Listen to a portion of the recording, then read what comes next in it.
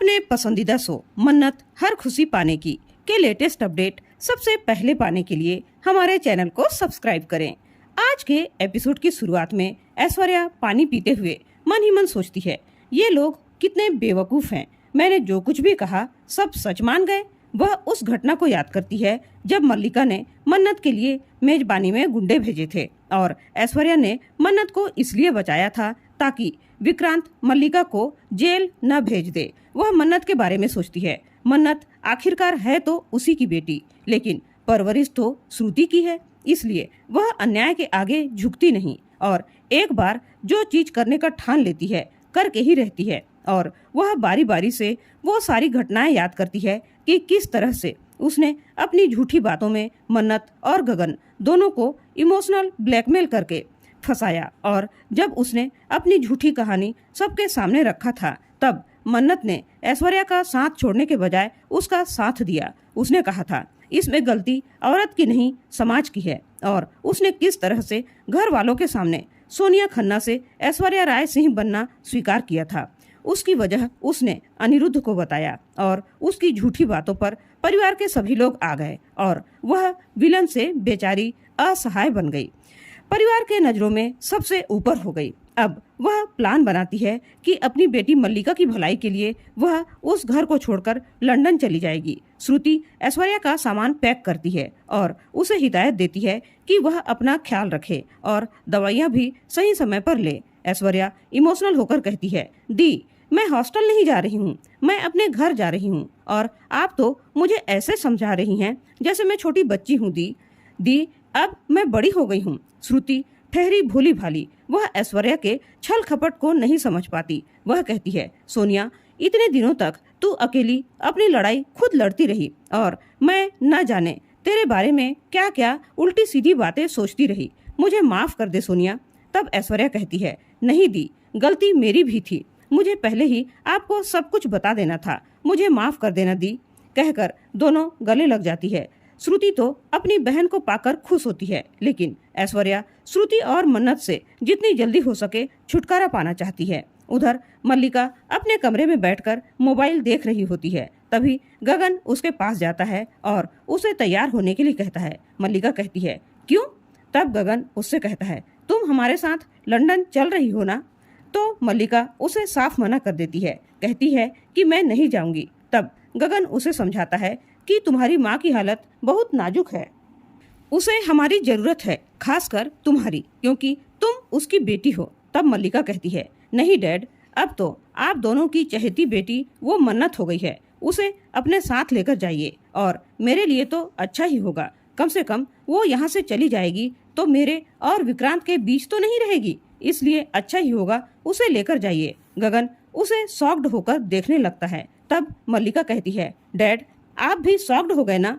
मैं भी ऐसे ही शॉक्ड हो गई थी जब मुझे पता चला कि विक्रांत मन्नत के कारण मुझे छोड़ रहा है, लेकिन मुझे ऐसा क्यों लग रहा है कि आप भी यही चाहते थे कि विक्रांत मुझे छोड़ दे। तब गगन उसे समझाता है, बेटा कोई भी बाप नहीं चाहेगा कि उसकी बेटी का रिश्ता टूटे और मैं भी नहीं चाहता, लेकिन आज तुम जिस जगह पर हो तुम अपने कर्मों की वजह से हो, इसलिए तुम अपनी गलतियों का दोष दूसरों पर डाल दोगी तो तुम सही नहीं हो जाओगी। मल्लिका गगन से कहती है, मुझे आपका लेक्चर सुनने में कोई इंटरेस्ट नहीं है और मैं इस घर की बहू हूँ, इसलिए मैं पूरे हक से इस घर में रहूंगी, मैं यहाँ से कहीं नहीं जाऊंगी, आप अपनी प्यारी पत्नी को लेकर शौक से लंदन जाइए। कहकर वह फिर से अपना मोबाइल चलाने लगती है।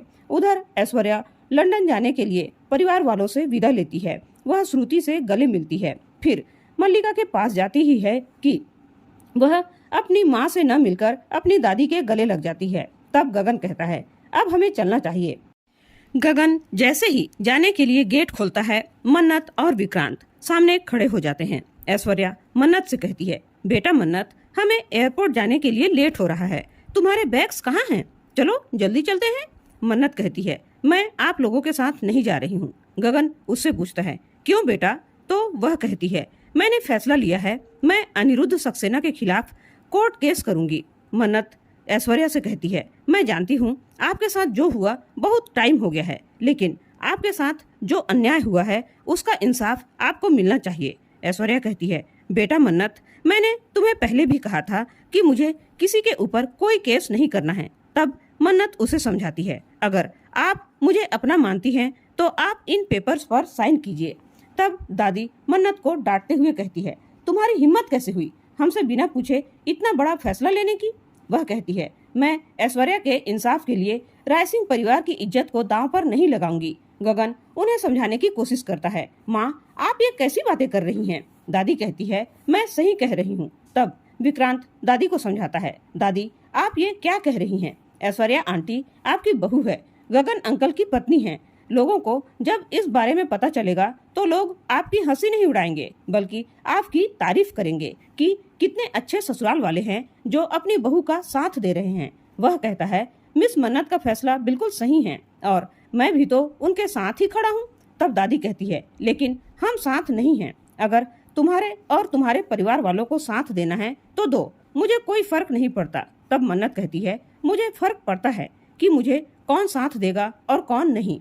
वह कहती है, अगर आप लोगों ने मेरा साथ नहीं दिया तो मैं पूरी दुनिया को बता दूंगी कि राय सिंह को केवल अपना नाम और झूठी शान प्यारी है, इसलिए एक अपराधी को सजा देने में साथ नहीं दे रहे हैं।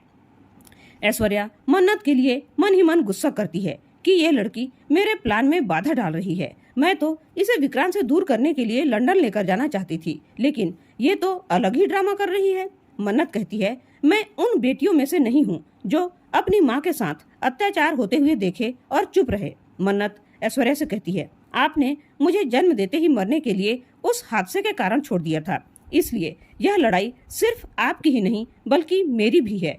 मेरे जैसे कई मासूम बच्चे इस दुनिया में आते हैं। मैं तो लकी थी क्योंकि मेरे पास मेरी श्रुति माँ थी, लेकिन कई ऐसे मासूम बच्चों को समाज नाजायज कहकर धुतकार देता है, उनका वजूद मिटा देता है, जबकि मिटना चाहिए तो वो चीज जो अनिरुद्ध सक्सेना जैसे अपराधी ने अपराध किया, वो अपराध मिटना चाहिए, ऐसा अपराधी मिटना चाहिए। और जब तक अनिरुद्ध सक्सेना जैसा अपराधी को सजा नहीं मिल जाती, मैं चैन से नहीं बैठने वाली।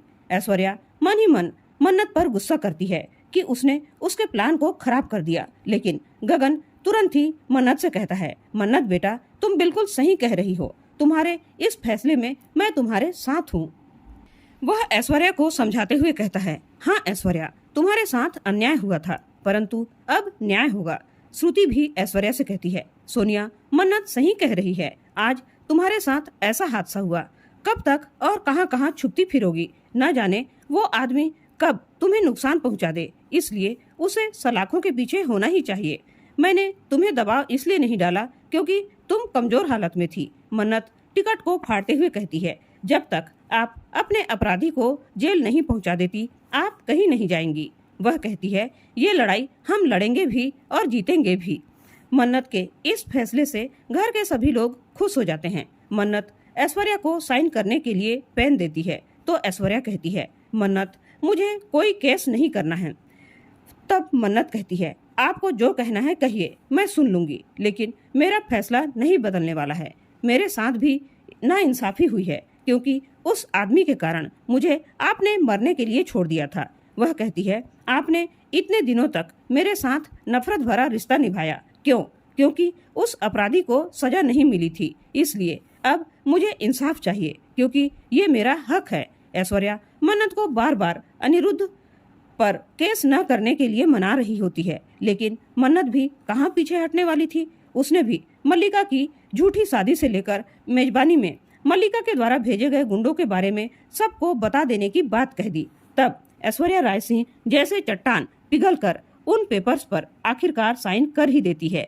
ऐश्वर्या अब केस फाइल करने के नाम से कांपने लगती है। वह डर रही होती है कि उसके सारे झूठ सामने आ जाएंगे क्योंकि अनिरुद्ध उसकी सच्चाई सामने लाएगा। वह मन्नत पर क्रोधित होती है और उसे कोसती है कि उसने जन्म ही क्यों लिया। वह रविंदर के पास जाती है जो उसका भरोसेमंद जासूस था।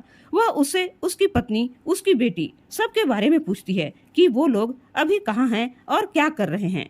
उसके बोलने से पहले वही सारी इन्फॉर्मेशन उसे बताती है और कहती है, तुम्हारी फैमिली के साथ कुछ भी हो सकता है क्योंकि तूने अनिरुद्ध को मेरी सारी जानकारी दी है। रविंदर ऐश्वर्या से अपने परिवार की सलामती के लिए भीख मांगता है और एक मौका देने के लिए विनती करता है। ऐश्वर्या कहती है, ठीक है, मैंने तुझे एक मौका दिया, लेकिन तू अनिरुद्ध को जेल से बाहर निकालेगा ताकि मैं उसे अपने हाथों से मार सकूं। वह कहती है ये कलयुग है और कलयुग में जीत कंस की होती है और वह निश्चिंत हो जाती है कि उसकी जीत मन्नत करवाएगी। और इसी के साथ आज का एपिसोड खत्म हो जाता है।